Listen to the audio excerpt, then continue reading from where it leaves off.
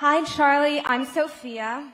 I come from parents who immigrated to the U.S., and after 20 years and over $40,000, they came here legally, and I was born here in the greatest country in the world. So I owe everything to this amazing country.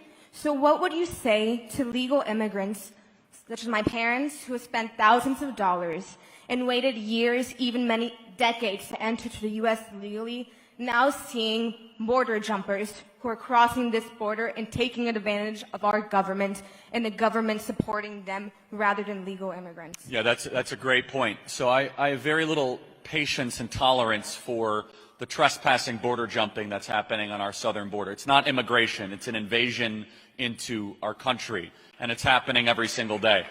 The governor of Texas should be a lot firmer on this. He's been okay, but not great, honestly.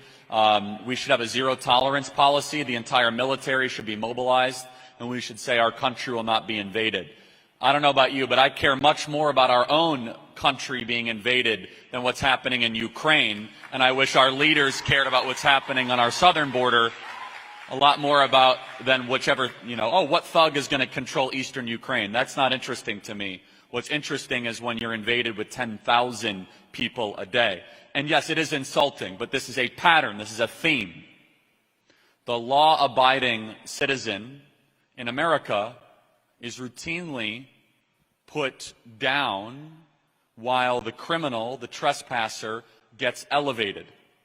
We are seeing a set of customs where heroin addicts, vagrants, arsonists, and violent criminals get away with whatever they want to do, people trespassing into the nation, and law-abiding citizens have to then pay the price. So what advice do I have? We need more people that came here the right way to say, you're not welcome here if you break into my country, period. And some people say, well, Charlie, that's not very Christian of you. No, actually, borders are biblical. They come straight from the Bible.